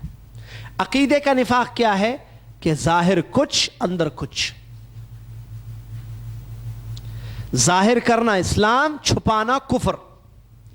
جیسے عبداللہ بن ابی بن سلول اور اس کی پارٹی تھی، اس کے لوگ تھے، یہ لوگ صحابہ کے سامنے جا کر اپنے اسلام کو ظاہر کرتے تھے کہ وی آر مسلمس. انگریزی نہیں بولتا تھا وہ، لیکن بتا رہا ہوں میں، آپ سمجھیں گے وہ انگلش میں بولا ہوگا وی آر مسلمس. نہیں بھائی، انگلش بولتے جن کو تھوڑی بہت اونگ بھی آ رہی نا اٹھ جاتے ہیں کہ وی آر مسلمس بولا کرتے عبداللہ بن ابی. ایسا ہے مسئلہ اصل. ہاں وہ پسند ہے نا مست نیند، اے سی ٹھنڈی، وہ نہیں چاہیے سر. اے سی میں سیرت پڑھ رہے ہیں تو شیطان مطلب کون سی سیرت پڑھ رہی ہے؟ تھوڑے مہابھارت رامائن ہے، سو جاؤ. جہاں رامائن مہابھارت وہاں وہ نیند وہ اٹھاتا ہے شیطان. دیکھو رامائن چل رہا ہے، مہابھارت چل رہی ہے، جنگیں ہو رہی ہے، کافر. یہ دیکھو پہاڑ لے کے جا رہے، دیکھو کیا کر رہے ہیں، پہاڑ لے کے جا رہے، دیکھو دم سے لنکا جلا دے رہے، دیکھو. اور یہ کیا انٹرسٹنگ ہے دیکھو. اور دیکھو وہ پانڈو وانڈو کیا ہے وہ کس سے، ہاں جی ویسے وہ انٹرسٹنگ سٹوری سے کیا ہے، انٹرسٹنگ اٹریکشن اس میں. کیا بات ہے. میڈیا دشمن وہی دکھاتا ہے، دیکھتے رہو دیکھتے رہو دیکھتے رہو، یہی دیکھتے رہو تم، بس روتے رہو پھر. اور عقیدے ایسی دیکھو کیسے کر دیے، وہ کر دیے، ادھر ادھر لے کے لنکا دم سے وہ کر دیے، اس سے وہ کر دیے. کیا پیدا پیدا منشی تھے بھائی، ایسے عقیدے بڑے بڑے لوگ آتے ہیں. اسلام کہیں بھی نہیں، اسلام معلوم ہی نہیں، نہ غزوات معلوم، نہ بہادری معلوم صحابہ کی، نہ جنگیں معلوم، نہ اس میں جو واقعات گزرے ہیں وہ معلوم کہ ایمان قوی ہو. کون سے چینل پر آتے ہیں جنگیں، بتایا جاتا ہے اسلام کی حقیقت، کوئی بھی. میڈیا کس کے ہاتھ میں ہے؟ ہم آپ کو وہ دکھائیں گے جو ہم چاہیں، ٹھیک ہے؟ آپ جو چاہتے ہیں وہ نہیں دکھائیں گے آپ کو. یہ ہے یہود خبیث کنٹرول کیا ہے اصل چیزوں پر. بولا ان مسلمانوں کو وہ دکھاؤ جس سے ان کا ایمان کمزور ہو جائے، عقیدے کمزور ہو جائیں. مہابھارت دکھاؤ ان کو، سٹوریز دم نہ ٹانگ سٹوریز کی، پتہ نہیں کس نے کہا ہے خون کیا ہے، ایسی سٹوریز بتائیں ان کو تاکہ جو ہے ان کے ایمان کمزور ہو جائے. ہم دیکھتے ہیں بہت انٹرسٹ کے ساتھ واقعات، ایسے ہی بتاتے رہو. ساس کیسے پلاننگ کرتی ہے بہو کے خلاف، بہو ساس کے خلاف کیسے پلاننگ کرتی ہے، اس میں بتاؤ. تھوڑا بہت انٹرٹینمنٹ رکھ دو اس میں، ایسے دکھاؤ چیزیں. گھریلو فسادات کیسے ہونے چاہیے، گھر میں کیسے لڑنا چاہیے، دکھاؤ ان کو. سیریلز میں وہی دکھایا جاتا ہے، نعوذ باللہ من، وہ دیکھتے ہیں انٹرسٹ کے ساتھ. اسلامی واقعات، اسلامی قرآنی قصے، قرآنی واقعات یہ بتاتے ہیں نہیں. ہماری زندگی میں عورتیں روتی ہے، وہ کتنا ستا رہی دیکھو ساس کو، بہو پہ کتنا ظلم کر رہی دیکھو بیچاری، وہی دیکھ رہی ہے، اسی میں زندگی گزر رہی ہے، اسی میں خوش ہے، نعوذ باللہ. اور یہاں قرآن و حدیث میں سچے واقعات ہے، پتہ ہی نہیں ہے عورت کو یا مرد کو یا مسلمانوں کو. اللہ ہدایت دے. بہرحال کہاں تھے ہم؟ منافق، او ڈینجر، خطرناک چیز ہے یہ. تو نفاق ایک عقیدے کا ہوتا ہے. مسلمان وی آر مسلم سے نکلے تھے نا، وہ صحابہ کے پاس جاتے منافقین تو کہتے ہم مسلمان ہیں، ہم ایمان لائے. قرآن میں اللہ تعالیٰ نے فرمایا وَإِذَا لَقُوا الَّذِينَ آمَنُوا قَالُوا آمَنَّا. مومنوں سے ملتے کون؟ منافقین. تو کہتے ہیں کہ ہم مومن ہیں، منافقین جب ملتے تو کہتے ہیں ہم مومن ہیں. وَإِذَا خَلَوْا إِلَىٰ شَيَاطِينِهِمْ قَالُوا إِنَّا مَعَكُمْ انما نحن. جب ہم شیطانوں کے پاس اپنے جاتے ہیں، جب یہ لوگ ان کے شیطانوں کے پاس، اللہ کہہ رہا ہے شیطانوں کے پاس، یعنی انسان بھی شیطان ہوتا ہے. پوائنٹ اللہ خود کے قرآن ہے. وَإِذَا خَلَوْا إِلَىٰ شَيَاطِينِهِمْ، جب یہ منافقین اپنے شیطانوں کے پاس جاتے ہیں، یعنی انسان بھی شیطان ہو سکتا ہے اور ہوتا ہے. شیطان دو قسم کے، there are two types of شیطان، ایک جنوں کا شیطان، ایک انسانوں کا شیطان. دونوں سے اللہ بچائے ہم سب کو. جی ہے نا بھائی، شیاطین الانس والجن، اسی لیے بولتے ہیں ارے وہ بچہ پکا شیطان ہے. بولتے ہیں وہ بچہ کیسا شیطان ہے بھائی؟ وہ انسانی شیطان ہے، کیونکہ جنوں کی شیطانی ساری صفات اپنے اندر پیدا کر لیا ہے. ٹھیک ہے چلیے. تو اللہ تبارک و تعالیٰ نے یہ منافق اعتقادی منافق ہے، پہلی قسم کے منافق جو خطرناک ہے. اور یہ عبداللہ بن ابی بن سلول جس نے مشورہ دیا تھا کہ ہاں صحیح ہم گھروں میں رہ کر لڑیں گے، نہیں نکلیں گے باہر. نفاق اعتقادی. ایک عمل کا نفاق ہوتا ہے. اچھا یہ لوگ کیا ہیں؟ یہ پہلے جو اعتقادی منافقین ہیں یہ پکے کافر ہیں. ان کا حکم کیا ہے؟ یہ مسلمان ہیں یا کافر ہیں؟ کافر ہیں یہ لوگ. کیوں؟ کیونکہ یہ مسلمانوں کو دھوکہ دینے کے لیے خالی کہتے ہیں کہ ہم مسلم ہیں، ہم مسلمان ہیں. اصل میں یہ کافر ہیں، حقیقت میں یہ کافر ہیں. ان سے زیادہ خطرہ ہوا مسلمانوں کو، کیونکہ صحابہ رسول صلی اللہ علیہ وسلم یہی سمجھتے تھے کہ یہ ہم میں سے ہیں، ہمارے لوگ ہیں، یہ مشرک کافر نہیں ہیں. وہ لوگ اس کا فائدہ، دو رخی، دو چہرے ان کے. مسلمانوں کے سامنے آتے ایک چہرہ لے کر، ون فیس، اور کافروں کے پاس جاتے دوسرا چہرہ لے کر. کون سا چہرہ؟ ان کا اصلی چہرہ کافر. یہ مسلمان نہیں تھے، نعوذ باللہ من ذالک. چلیے دوسرا ہوتا ہے نفاق عملی نفاق. وہ کیا ہے؟ انسان کے دل میں تو ایمان ہے لیکن وہ کمزور ہے، تو اس کے اندر نفاق کی علامتیں پائی جاتی ہیں کچھ. جیسے بات کرتا ہے تو جھوٹ کہتا ہے، تو جھوٹ بولنا یہ عمل کا نفاق ہے. وعدہ کرتا ہے تو وعدہ خلاف ورزی کرتا ہے، یہ کیا ہے؟ عمل کا نفاق ہے. امانت رکھی جائے تو اس میں خیانت کرتا ہے. لڑتا ہے کبھی سے، کسی سے کوئی لڑائی ہو جاتی ہے، فوراً زبان پر پٹ پٹ پٹ پٹ تمہارے ہمارے تمہاری ہماری گالیاں شروع کر دیتا ہے. امی ابا بہن بھائی سب کو گالیاں دیتا ہے، نعوذ باللہ. تو یہ کیا ہے؟ عمل کا نفاق ہے. تو یہ دوسرے ٹائپ کا منافق ہے.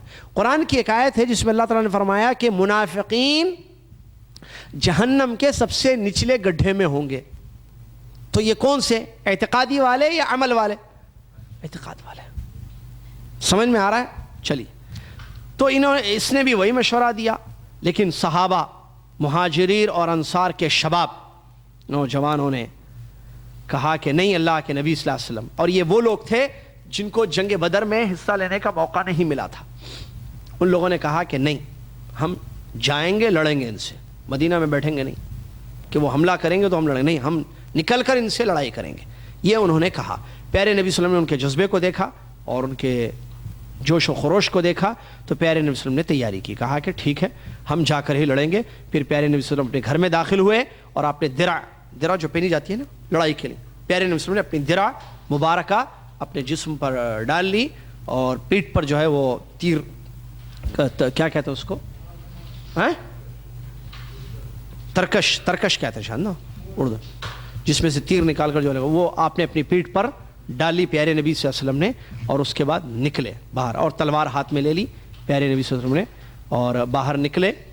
تو ان لوگوں نے جنہوں نے یہ مشورہ دیا تھا کہ ہم یہاں رہیں گے مدینہ ہی میں، تو ان کو افسوس ہوا. ان لوگوں نے یہ کہا کہ اللہ کے نبی صلی اللہ علیہ وسلم ہم آپ کی بالکل کوئی مخالفت نہیں کرنا چاہتے ہیں، نہ کوئی مخالفت کریں گے آپ کی، آپ جو چاہے کریں، آپ نکلنا چاہیں نکلیں، رہنا چاہے رہیں مدینہ میں، آپ کی مرضی ہے اللہ کے نبی صلی اللہ علیہ وسلم، ہم آپ کے تابع ہیں. تو پیارے نبی صلی اللہ علیہ وسلم نے جواب دیا کہ کوئی نبی جب درع پہن لے لڑنے کے لیے تو اس کو یہ لائق نہیں ہے کہ وہ اس کو اتار دے جب تک کہ اللہ تبارک و تعالیٰ اس مسلمانوں اور مسلمانوں کے دشمنوں کے درمیان فیصلہ نہ کر دے.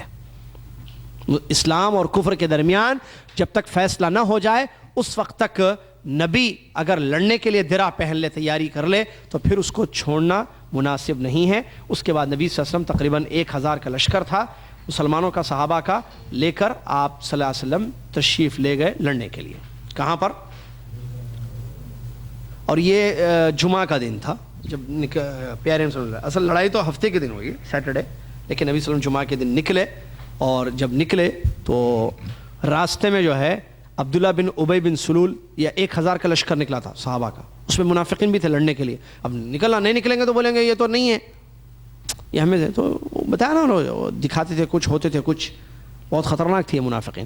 تو لڑنے کے لیے نکلے، اور اس کے بعد نکل کر راستے میں عبداللہ بن ابی بن سلول کو شرارت سوجی، اور اس نے پلاننگ کے تحت جو ہے اپنے ساتھی جو 300 تھے اس کے ساتھی واپس ہو گیا، کہا کہ نہیں ہم نہیں لڑیں گے. ہم مجبوری اپنی بتا دی، دھوکہ دیا نبی صلی اللہ علیہ وسلم کو اور صحابہ کو، اور نکل گیا وہاں سے.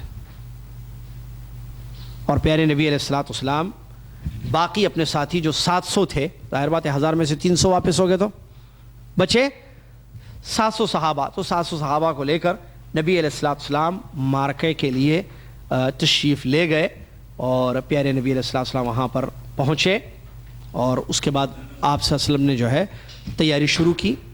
تیاری مطلب جنگ کے لیے تیاری، صفوں کو درست کیا. اور عبداللہ بن جبیر الانصاری، ایک صحابی کا نام ہے، یاد رکھیے، عبداللہ بن جبیر انصاری رضی اللہ تعالیٰ کی کمان میں 50 تیر اندازوں کو جبل عیین جو اس کا اصل نام تھا، آج اس کا نام جبل رمات ہے، جبل رمات، اس پر قائم کر دیا. دراصل اس کے پیچھے وجہ کیا ہے آپ نے دیکھا ہوگا. بہرحال وہاں اب یہ بات یہاں بتائیں گے تو اتنا شاید سمجھ میں نہیں آئے گی زیادہ کلیئر، وہاں کھڑے ہو کر بتائیں گے تو زیادہ سمجھ میں آئے گی. اس کے لیے رحلہ مدینہ لے جانا پڑے گا. ٹھیک ہے انشاءاللہ چلیں گے پھر مدینہ. چلو مدینہ. آپ کو ایک بات بتا دوں، ہمارے دعوت سینٹر کے تحت جو ہے اسپیشل خصوصی جو رحلات ہوتے ہیں مکہ اور مدینہ کے لیے، اور اس کے سب سے زیادہ حقدار آپ ہی لوگ ہوتے ہیں. تو انشاءاللہ ایک ٹرپ تو چلی گئی ہے پرانی، اس سال شروع میں ایک لے جائیں گے انشاءاللہ، سال ختم ہونے سے پہلے، رمضان سے پہلے انشاءاللہ ایک ٹرپ لے جائیں گے. کہاں؟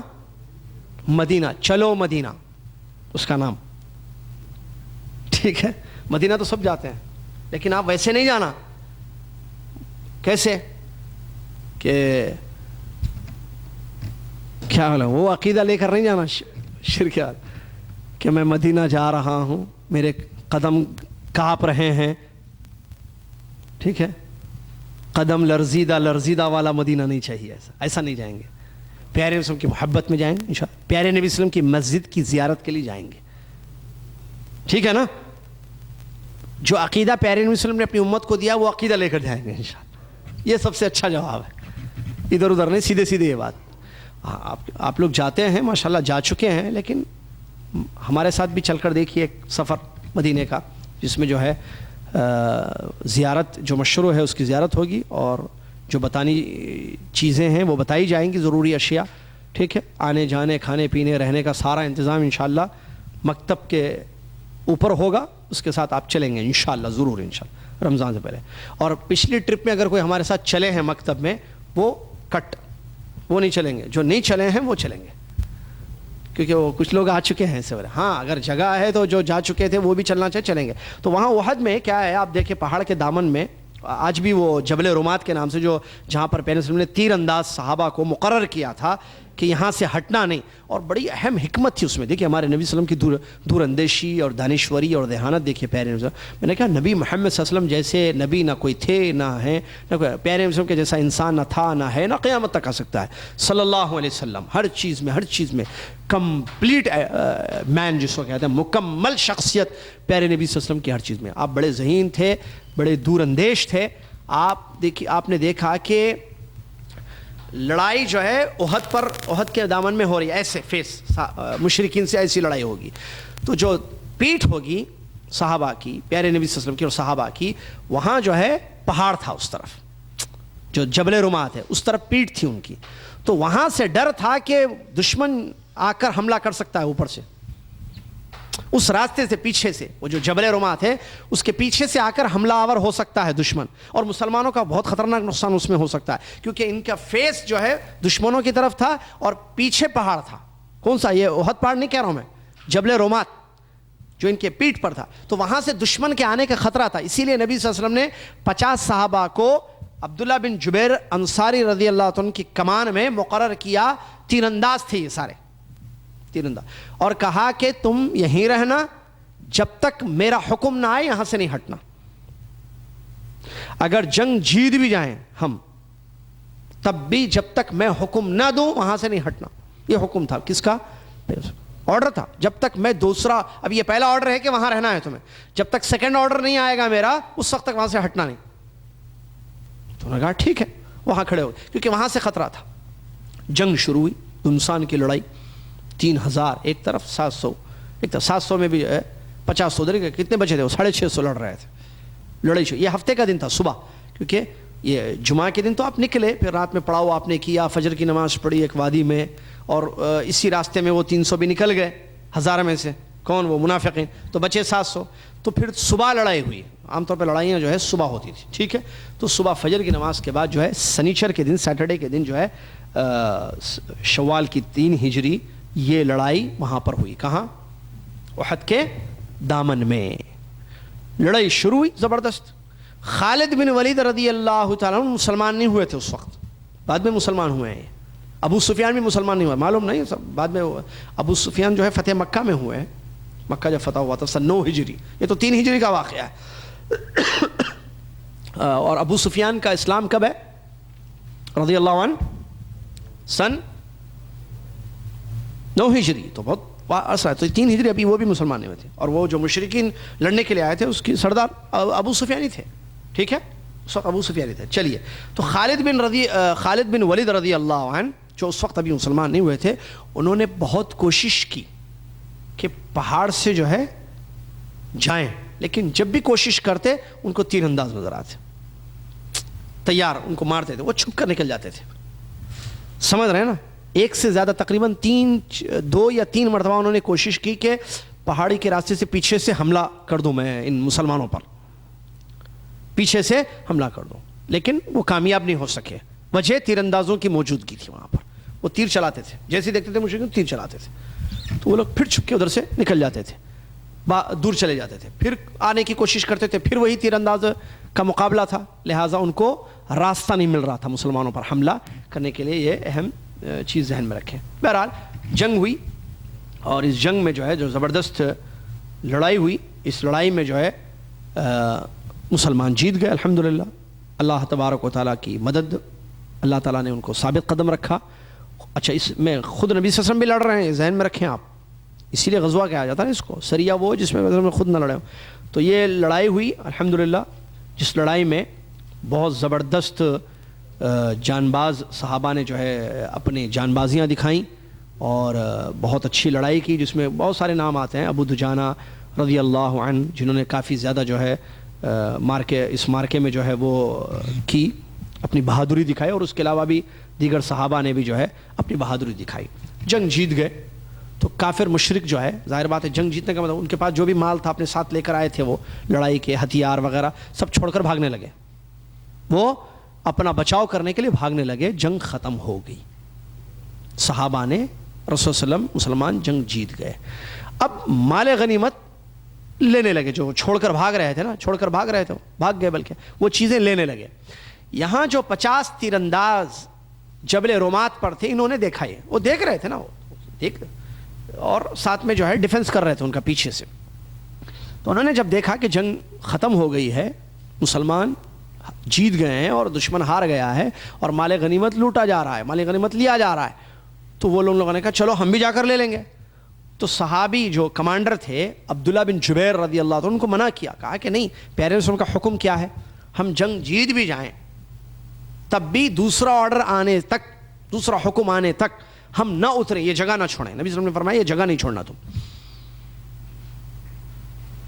تو انہوں نے یہ سمجھا، لیکن اس کے باوجود وہ لوگ نہیں سمجھے، تو تقریباً 30 صحابی اتر گئے، کہا کہ نہیں نہیں، رسول صلی اللہ علیہ وسلم کا مقصد وہ نہیں تھا ایسے۔ نبی صلی اللہ علیہ وسلم نے جنگ کے حد تک کہا تھا، اب جنگ ختم ہی ہو گئی، اب کیا مسئلہ ہے، اب تو مال غنیمت لے لیں گے، چلو جا کر ہم بھی ساتھیوں کے ساتھ اپنا حصہ بھی لے لیں گے۔ انہوں نے جگہ چھوڑی۔ بچے کتنے؟ نہیں بھائی 10 بچے نا، عفواً نہیں 40 اتر گئے، 40 نہیں 10 بچے ہوئے تھے، صرف 50 کو مقرر کیا تھا نا نبی صلی اللہ علیہ وسلم نے، 40 اتر گئے، 40 اتر کر لینے لگے وہ مال غنیمت. بچے کتنے؟ 10. خالد بن ولید رضی اللہ تعالیٰ نے جب یہ دیکھا کہ یہ لوگ اتر گئے ہیں، صرف 10 ہیں، 10 پر حملہ آسان تھا، فوراً موقع کو غنیمت سمجھا اور لڑائی کی، اس پر چڑھے اور ان 10 تیر اندازوں کا صفایا کر دیا، مار دیا ان 10 صحابہ کو خالد بن ولید رضی اللہ تعالیٰ نے. اور اس کے بعد اوپر سے حملہ کر دیا پیچھے سے. دیکھیے جنگ جیت گئے تھے، ایک مخالفت کی وجہ سے نقصان ہوا، بہت نقصان ہوا. مخالفت کیا تھی؟ یہاں نبی صلی اللہ علیہ وسلم کی اطاعت نہیں کی، نبی صلی اللہ علیہ وسلم کے حکم کی مخالفت ہوئی، اور اس کی آیتیں بھی ہیں قرآن میں اللہ تعالیٰ نے بتایا. مخالفت کیا ہوئی؟ نبی صلی اللہ علیہ وسلم نے کہا تھا کہ ہم جنگ جیت بھی جائیں، میں جب تک دوسرا حکم نہ دوں چھوڑنا نہیں جگہ. میں جب کہوں کہ ٹھیک ہے آ جاؤ پہاڑ سے، چھوڑ دو پہاڑ، تب چھوڑنا، یہ تھا حکم نبی صلی اللہ علیہ وسلم. لیکن اس نبی صلی اللہ علیہ وسلم کے حکم سے پہلے ان لوگوں نے جگہ چھوڑ دی. مخالفت ہوئی رسول صلی اللہ علیہ وسلم کی، ایک اس کا نقصان ہوا. خالد بن ولید نے پیچھے سے حملہ شروع کر دیا. اب جیسے حملہ شروع ہوا، اب صحابہ پریشان، مشرک تو ادھر ادھر بھاگ گئے تھے نا، جنگ چھوڑ کر ہار گئے تھے. وہ صحابہ مان لے رہے تھے، پیچھے سے تیر اور تلوار اور پتہ نہیں کیا کیا حملے شروع ہو گئے پیچھے سے. پریشان ہو گئے یہ لوگ، اور اس میں شہید بھی ہوئے کافی صحابہ. حمزہ رضی اللہ عنہ کی بھی شہادت اسی میں ہوئی ہے، اسی جنگ میں. بہرحال ان کو جو جس نے مارا وہ جو ہے ایک وحشی تھا، وحشی بن حرب، جس کو اس کے آقا نے جو ہے یہ کہا تھا کہ اگر تو حمزہ کو مارے گا رضی اللہ عنہ کو تو آزاد. تو وہ موقع کی تلاش میں تھا اور کافی زبردست نشانہ باز تھا. اس نے موقع کو غنیمت سمجھا، اس نے بھی جو ہے تیر چلا کر حمزہ رضی اللہ عنہ کی شہادت کر دی. اسی جو بڑا اہم واقعہ ہے وہ کہ حضرت حمزہ رضی اللہ عنہ کی شہید. اور جو احد پہاڑ کے دامن میں جہاں جنگ لڑی گئی، وہاں جو قبرستان شہداء احد کے نام سے، ان میں جن صحابہ کی قبریں ان میں یہ بھی ہیں حضرت حمزہ رضی اللہ تعالیٰ جو رسول اللہ کے چاچا تھے. چلیے، تو صحابہ پر جو ہے پیچھے سے حملہ کیا مشرکین نے، یہ خالد بن ولید رضی اللہ عنہ کے کمانڈنگ میں، اور اس میں نبی صلی اللہ علیہ وسلم کو بھی نقصان ہوا، بلکہ پیارے نبی علیہ السلام کے دندان مبارک شہید ہوئے، آپ کے نیچے کا ہونٹ زخمی ہو گیا، آپ کے بازو پر زخم ہوا، اور آپ زرہ پہنے ہوئے تھے نا، تو اس زرہ پر چونکہ 2 زرہ آپ نے پہنی ہوئی تھی ڈبل، ایک زرہ پہنتے تو شاید زیادہ نقصان ہوتا پیارے نبی صلی اللہ علیہ وسلم کو، تو 2 زرہ پہننے کی وجہ سے اس پر جو وار ہوا، مار لگی، تو اس کی وجہ سے آپ صلی اللہ علیہ وسلم کی پیشانی سے بھی جو ہے خون بہنے لگا، آپ کے بازو کو بھی جو ہے نقصان ہوا، آپ کے دانت شہید ہو گئے، اور نیچے کا ہونٹ زخمی ہو گیا پیارے نبی، یہ سب کچھ ہوا. اور صحابہ جو ہے اور پریشان ہو گئے، اور مشرکین جو ادھر ادھر گئے تھے نا، جو نکل گئے تھے وہاں سے شکست کی وجہ سے، جب ان لوگوں نے دیکھا دور سے کہ نہیں ابھی مسلمانوں پر پھر حملہ ہو گیا، ہمارے ساتھی مار رہے ہیں ان کو، تو وہ بھی دوبارہ آ گئے، ان لوگوں نے بھی مارنا شروع کر دیا. تو اس میں کافی صحابہ کی شہادت ہوئی. 70 صحابہ جیسا کہ آتا ہے جو ہے اس میں شہید ہوئے. اور پیارے نبی صلی اللہ علیہ وسلم کی قتل کی، جو پیارے نبی صلی اللہ علیہ وسلم نظر آنے لگے، نبی صلی اللہ علیہ وسلم زخمی بھی ہو گئے، اور نبی صلی اللہ علیہ وسلم نے جب دیکھا کہ یہ حملہ ہو رہے ہیں تو پیارے نبی صلی اللہ علیہ وسلم نے صحابہ کو آواز دی، کون ہے جو میری دفاع میں لڑے گا، میرے ساتھ لڑے گا؟ تو ادھر سے صحابہ آئے، اور رسول نے یہ وعدہ کیا جو میری دفاع میں لڑے گا میرے ساتھ جنت میں وہ ہوگا انشاءاللہ. پیارے رسول نے ابھارا اپنے صحابہ کو، حالت یہاں تک پہنچ گئی. تو نبی صلی اللہ علیہ وسلم کے دفاع میں جو ہے صحابہ نے لڑائی کی. کبھی ایک صحابی آتے وہ شہید ہو جاتے، تو دوسرے صحابی آ جاتے آپ کے سامنے آ کر لڑنے کے لیے، وہ جو تیر آتے آپ اپنے سینے پر لیتے تاکہ نبی صلی اللہ علیہ وسلم کو کوئی تکلیف نہ ہو. تو اس طریقے سے جو ہے آپ کا دفاع کیا گیا. اور پیارے نبی صلی اللہ علیہ وسلم کے بارے میں ایک افواہ پھیل گئی اس جنگ میں کہ نبی صلی اللہ علیہ وسلم شہید ہو گئے، مار دیا دشمنوں نے، کیونکہ نبی صلی اللہ علیہ وسلم نظر نہیں آنے لگے، زخمی ہو گئے تھے نبی صلی اللہ علیہ وسلم. تو نبی صلی اللہ علیہ وسلم نظر نہیں آنے لگے، جس کی وجہ سے یہ خبر پھیل گئی کہ نبی صلی اللہ علیہ وسلم کی نعوذ باللہ موت واقع ہو چکی ہے. اب ایک تو حملہ ہوا دشمنوں کا پیچھے سے، پھر نبی صلی اللہ علیہ وسلم کے بارے میں اور ان کے وہ جو ہمتیں تھیں وہ کم ہو گئیں، شکست ہو گئیں، کمتر ہو گئیں، اور پست ہو گئیں، عفواً کم ہو گئیں، پست ہو گئیں ان کی ہمتیں، اور پریشان ہو گئے. لیکن ایک صحابی نے نبی صلی اللہ علیہ وسلم کی آنکھوں سے پہچان لیا، دیکھ کر، نہیں یہ نبی صلی اللہ علیہ وسلم ہیں، زندہ ہیں ہمارے نبی صلی اللہ علیہ وسلم، ابھی نبی صلی اللہ علیہ وسلم کی موت واقع نہیں ہوئی ہے. یہ دیکھ کر انہوں نے آواز دی تو صحابہ میں پھر سے ایمان یا جذبہ آ گیا کہ نہیں ہمارے نبی صلی اللہ علیہ وسلم، وہ جو ہمتیں پست ہو گئی تھیں وہ ہمتیں پھر جاگ گئیں. تو انہوں نے پھر ڈیفنس کیا اور مارنا شروع کیا دشمنوں کو. ٹھیک ہے، خوب مارنا شروع کیا جیسے پتہ چلا تو الحمدللہ جب مارنا شروع کیا تو وہ لوگ بھاگنا شروع کیا ان لوگوں نے، اور وہ بھاگ گئے. ٹھیک ہے، لیکن اتنی جو جنگ ہوئی ہے اس میں، جو خالد بن ولید رضی اللہ عنہ نے پیچھے سے حملہ کیا اور وہ جو بھاگے تھے واپس آ کر وہ بھی مارنے لگے، تو اس میں صحابہ کی شہادت، پیارے نبی صلی اللہ علیہ وسلم کا نقصان، جو آپ زخمی ہو گئے، اور حضرت حمزہ رضی اللہ عنہ کی شہادت وغیرہ، یہ سارے واقعات اسی میں ہوئے ہیں. اس کے بعد پیچھے سے وہ لوگ چلے گئے پہاڑ کے پیچھے، اور وہاں سے پہاڑ کے اوپر چڑھ کر ابو سفیان کا ایک مشہور جملہ ہے رضی اللہ عنہ، جو ابھی اس وقت استعمال نہیں ہوئے تھے، تو انہوں نے جو ہے یہ کہا اعلو حبل، آواز دی. حبل ان کا ایک وہ تھا کیا بت، جس کی وہ عبادت کرتے تھے، پوجا کرتے تھے، اللہ کی عبادت میں شریک کرتے تھے اس کو. تو حبل بلند ہو، حبل بلند ہو، یعنی وہی خوشی تھی کہ ہم نے مار دیا سب، تمہارے نبی کو بھی قتل کر دیا ہم نے. اس میں انہوں نے یہ کہا کہ حبل بلند ہو، حبل بلند ہو. تو پیارے ادھر صحابہ نے جواب دیا، بلکہ پیارے نبی صلی اللہ علیہ وسلم نے حضرت عمر تقریباً تھے، ان سے کہا کہ تم جواب دو ابو سفیان کا. ابو سفیان حبل بلند ہو، حبل کی نعرے لگا رہے ہیں، تم جواب دو. اللہ اعلیٰ و کیا ہے وہ الفاظ حدیث میں ہے کہ اللہ اعلیٰ و اعظم یا اکبر، اللہ سب سے زیادہ بلند ہے، اللہ سب سے زیادہ بڑا ہے. اس کے جواب میں عمر بن خطاب رضی اللہ عنہ نے، تقریباً وہی ہیں صحابی جنہوں نے اس کا جواب دیا.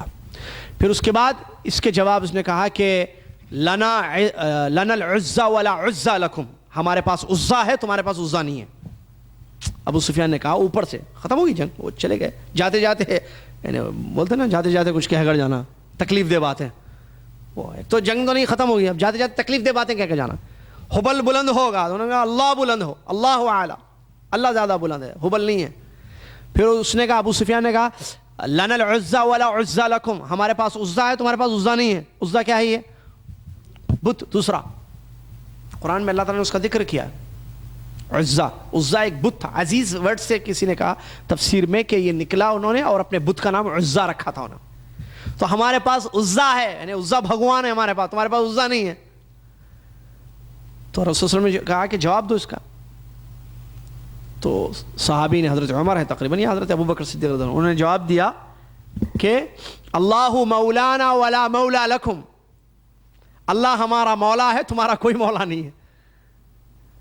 پھر اس کے بعد اس نے کہا کہ ہم نے تمہارے، ابو سفیان نے کہا کہ ہم نے تمہارے نبی صلی اللہ علیہ وسلم کو ختم کر دیا، تمہارے نبی صلی اللہ علیہ وسلم ختم. اس کو یہی معلوم تھا، اس وقت ایمان نہیں لائے تھے نا. تو حضرت عمر رضی اللہ عنہ نے فوراً کہا او اللہ کے دشمن، یہ دیکھ ہمارے نبی صلی اللہ علیہ وسلم ہمارے ساتھ ہیں. ابو بکر عمر ساتھی تھے ان کے. کہا کہ تو یہ سمجھ رہا ہے کہ ہمارے نبی صلی اللہ علیہ وسلم کی موت ہو گئی؟ ہرگز نہیں، یہ دیکھ ہمارے نبی صلی اللہ علیہ وسلم ہمارے ساتھ ہیں. یہ بلند آواز کی انہوں نے، اور یہ جواب دیا اس کا کہ تو دشمن اللہ کے یہ مت سمجھ کہ ہمارے نبی صلی اللہ علیہ وسلم کا قتل ہو گیا ہے، نہیں، ہمارے وسلم زندہ ہیں، ہمارے ساتھ ہیں ہمارے نبی صلی اللہ علیہ وسلم. اس کے بعد وہ اتر کر غصے میں وہاں سے نکل کر چلا گیا. تو یہ اس طریقے سے جنگ ہوئی ہے، جس جنگ میں جو ہے مسلمانوں کا بھی نقصان ہوا ہے اور دشمنوں کا تو اپنا نقصان ہوا تھا. اور اس جنگ میں جو مسلمانوں کے، جیسے کہ میں نے کہا 70 جو ہے صحابہ شہید ہوئے ہیں، اور ان کی قبرستان وہیں ہے جو شہداء احد کے نام سے آج بھی جو ہے ایک باؤنڈری گھیری بھی ہے، آپ وہاں دیکھ سکتے ہیں. اور مشرکین کے بارے میں جو آتا ہے کہ ان کے 23 آدمی تقریباً اس میں جو ہے مارے گئے. کتنے؟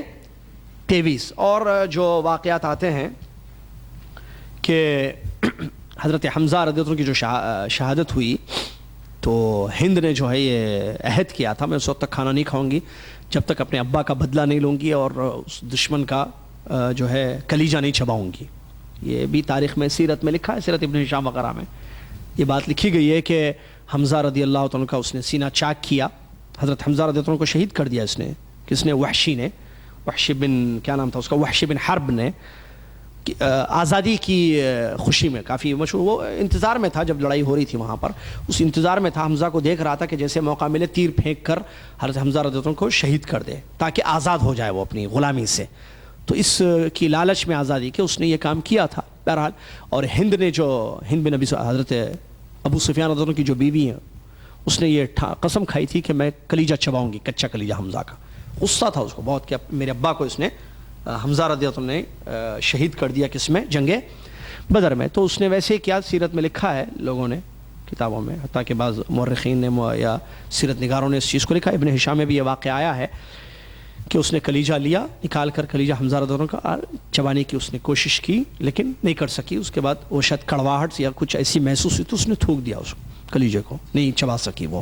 تو یہ بھی ایک واقعہ آتا ہے اس سے. بہرحال بعد میں یہ لوگ سب اسلام قبول کر لیے اور اللہ کے نبی صلی اللہ علیہ وسلم نے کہا تھا ہند سے کہ وہ میرے سامنے نہ آئے، یا آگے آ گیا وہ آئے گا، کیونکہ مجھے جب بھی یہ دیکھتا ہوں تو حمزہ رضی اللہ عنہ کی جو ہے مجھے یاد آتی ہے، میرے چچا کی.